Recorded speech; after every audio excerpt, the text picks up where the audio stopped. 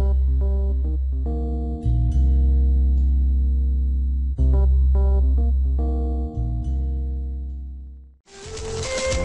our guest tonight is Kandi Padambo, Secretary General of the United Democratic Front, UDF.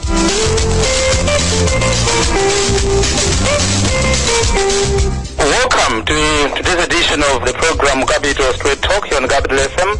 Thank you very much for joining us. Thank you very much.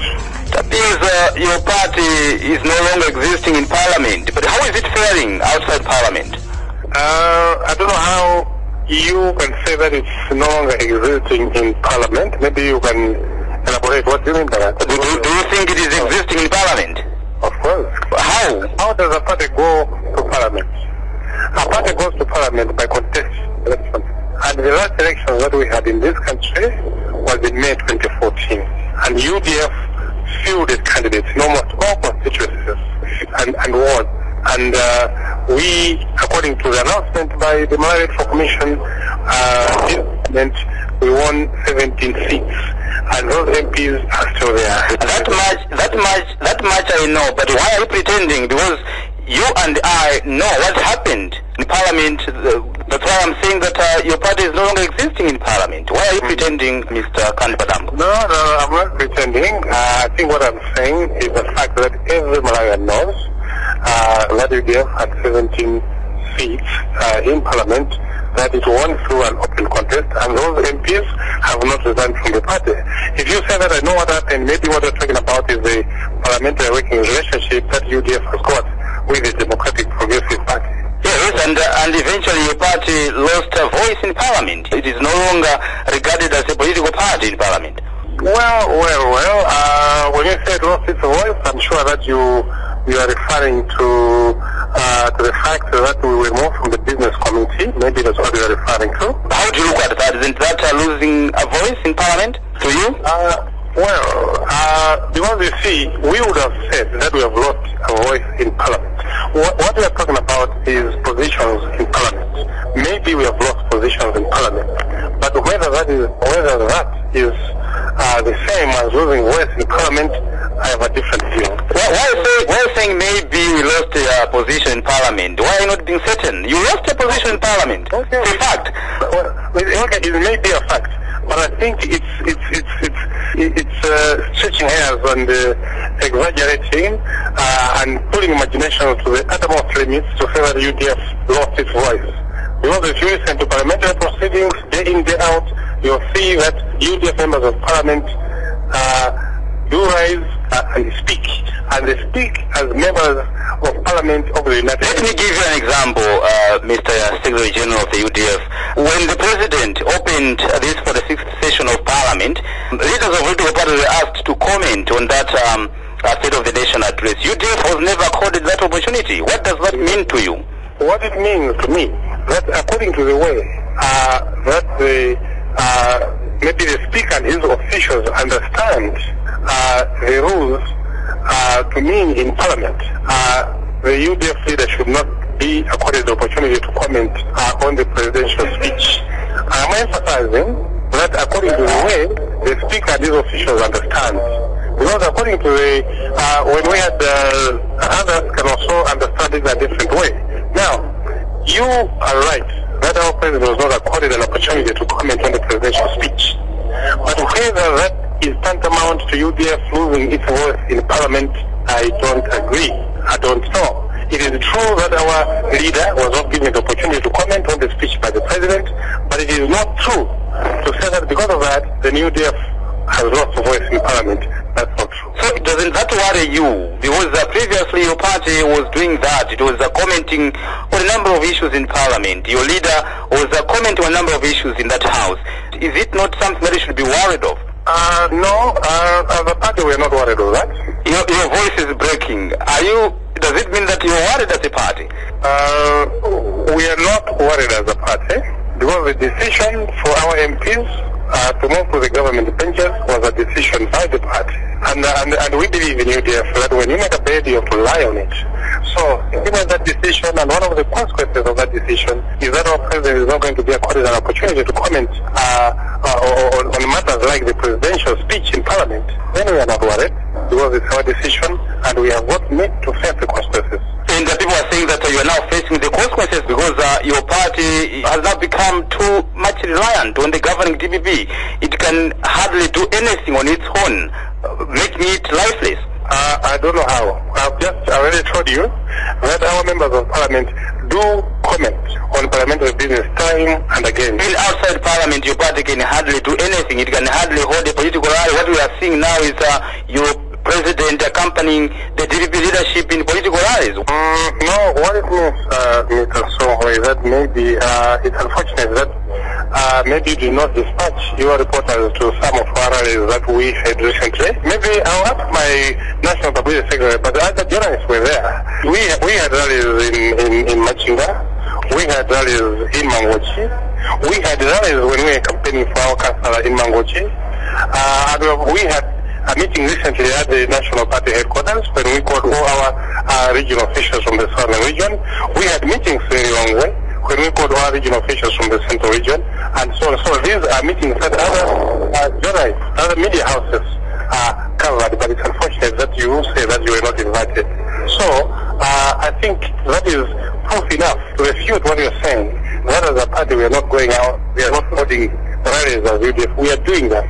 And with regards to the rally that you are referring to, that was held recently in Mango, I think what must be appreciated is that it was a development rally, which one of the development rallies which governments do organize. And why were you not available at that rally as Secretary General of the UDF? Because it was only your president who attended that rally. I was out of the country. No other official from your party attended that rally apart from one Clement who happened to be Member of Parliament in that area where that rally was being conducted. Why was that the case?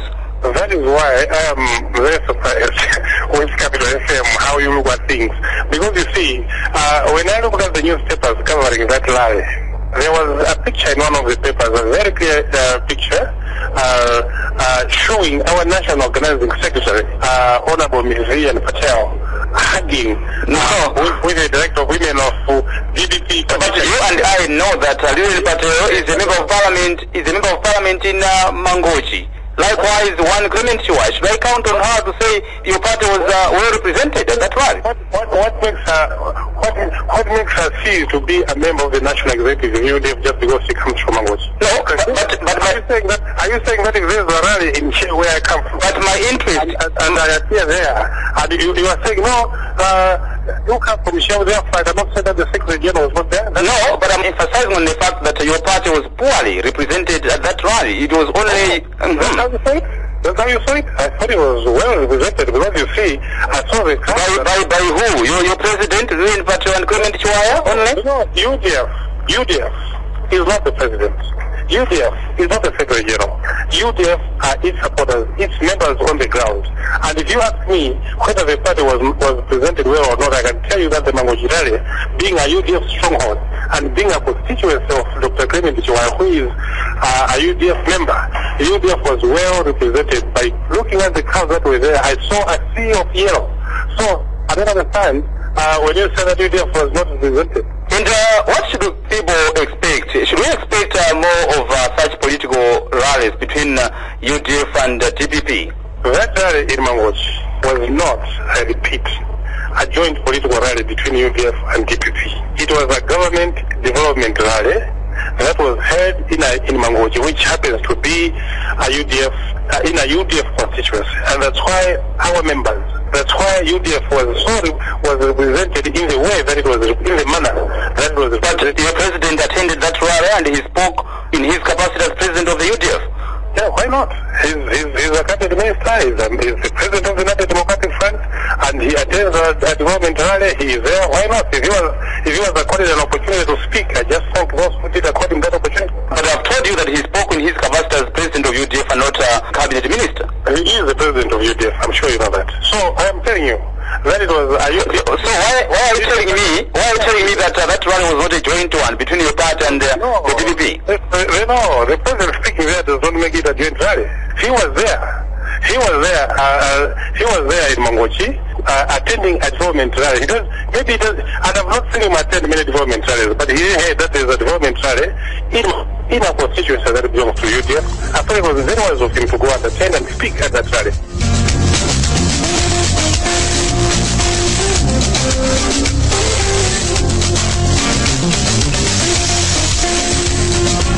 And today in the program, I'm talking to Kandi Padambo, Secretary General of the United Democratic Front, UDF.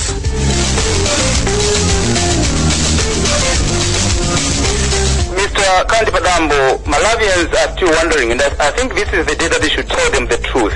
What is it that you are agreeing between you and the DPP? What kind of plans do you have? What we have said time and again is that the relationship that is there between the Democratic Front and the Democratic Progressive Party is a parliamentary working relationship. The two parties agreed to complement each other's efforts in Parliament with regard to programs that, in our view as UDF, believe in the interests of Malawians. We are getting reports that you're working on something bigger than that, like you're also eyeing 2019 general elections. Well, I'm sure the political parties are eyeing 2019 general elections. Maybe, from the way, maybe you know more than I do. But what I'm telling you is that the relationship that is there between UDF and DPP is a parliamentary working relationship, and that is what we have told Malawians, because that is what it is, and that is what my president and the entire leadership of UDF has told Malawians. But if there is anything more than that, which you know, and I don't, then let it be. Do you think one day you move out of this working relationship that you're having with the DPP? It's a relationship. It's a working relationship that is between two political parties. A voluntary working relationship between two political parties. And if it is an agreement between two political parties or between two parties, then what I can say is that that relationship is going to subsist as long as the agreement is still there. You're talking about an agreement. What kind of agreement are you talking about here? The agreement that UDF and DPP need to go into a working relationship in Parliament. So my question is it going to have an end? An agreement is an agreement, and it subsists when that agreement is in existence. That's what I can say at the moment. So the agreement, there is no reason for me now to start saying that it is an eternal agreement. It will not end, it will continue forever. Just as there is no reason for me to say that it is an agreement that is for a time. Because an agreement or a relationship exists, and as long as the agreement between the two parties in the agreement is subsisting. People say that this working relationship between your party and the DPP has brought discomfort to some people within DPP. Are you aware of that? Well, you see, I'm a member of the United Democratic Front, and what I know more is what happens in the United Democratic Front. If there's discomfort in the Democratic Progressive Party, I think the questions would be better put to the Secretary General of that party. Is all well in UDF in as far as this working relationship is concerned? Because we hear there are people that are complaining that this is not benefiting them. They are not getting what they had expected from this kind of working relationship. Benefiting, yes. I get, sometimes it makes me laugh when people talk of benefiting. I don't know. You see, politics, going into politics, I think the genuine and noble reason why one should join politics should be public service. That's my opinion, and I think that's also the opinion of my party. People go into politics to serve Malawians, for public service, not for individual benefits, not for individual interests. So, when you talk that people are complaining that they are not benefiting, I'm sure you're talking of maybe I don't know. But you see, the question I may pose to you as a citizen of this country is that when you go into the ballot box to vote for the party or for a leader or for a grouping that you want to lead you, do you vote so that you are putting people to benefit individually, or do you vote so that they can deliver service to the public or to Malawians as citizens? I thought that most Malawians do go in very large numbers to vote so that they can vote for people who they believe are going to deliver some services to them as the citizenry of this country. But most Malawians say that it it is clear that your party, not necessarily saying that maybe individual people are benefiting, but your party as a party now is not benefiting. The whole of this is working to the advantage of the party that is in government now. Why are you failing to see that yourself in the UDF? Okay. That's why I'm saying that as far as we are concerned, why we went into that relationship was first and foremost for public service. And if there were going to be any individual benefits, then we thought that those were going to be incidental or primary to the main goal or main objective of serving the public. So if people are saying, I don't know which people anyway, if I may just seek indulgence, can you give me how is it that they see that only GDP is benefiting from this kind of relationship and not UDF? Can you just give one example? No, but can't you see that you only have a cabinet minister by the name of Kandi Padambo? I see. No one from the UDF was given a position, be it in the parastatal boards and the like. Okay. You sit and smile at that. Okay. So it's appointments to public positions. Okay. Oh, no, you see, when me as Secretary General of the United Democratic Front, when we were going into this agreement of a parliamentary working relationship, I did not see any promises, appointments to public positions. So maybe in UDF we don't see as not benefiting because we did not in the first place expect that as a condition of our party working with DPP, some of us are going to be given public positions. That was not there. That was not motive at the time. But I'm sure you had expectations. If you are to be honest with me here, Mr. Kandi Padambo, you had expectations because...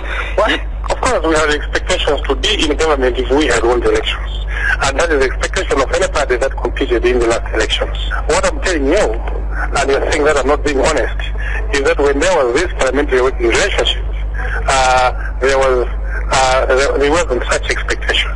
Because you see, there wasn't such expectation. The expectation of being in government is what you expect when you are contesting an election. And that is the expectation of any party that takes part in an election like we had in 2014. As far as this working relationship in Parliament is concerned, I am telling you that there wasn't anything like appointment of some people from UDF into public positions. That was not there. Why wasn't it there? I don't know. Maybe that wasn't seen as the primary motive. Maybe, but to have Kandi Padambo appointed as a cabinet minister, isn't it? You see, appointment as a cabinet minister is the prerogative of the president of this country, as you know. So he can appoint any person from any political party that he would like to assist him. Maybe so. So yeah, I'm saying that the appointment into cabinet as a cabinet minister is the prerogative of the president of this country. And I'm sure that he has got freedom to appoint any person that he may judge fit to be able to assist him in running the government of this country. Which means what I'm getting from you is that with Kandi Padambo in or outside the cabinet, you will still be working with the DPP. The appointment of Kandi Padambo as a minister was not a condition of the working relationship between UDF and DPP in Parliament. Time is up, Mr. Kandi Padambo, but let me once again thank you very much for your time in this edition of Capital Straight Talk. Thank you very much indeed, sir. Thank you, Ron. Thank you. Bye-bye. Bye-bye.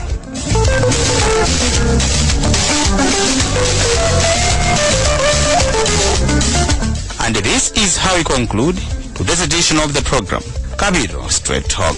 Today in the program, I was talking to Kandi Padambo, Secretary General of the United Democratic Front, UDF.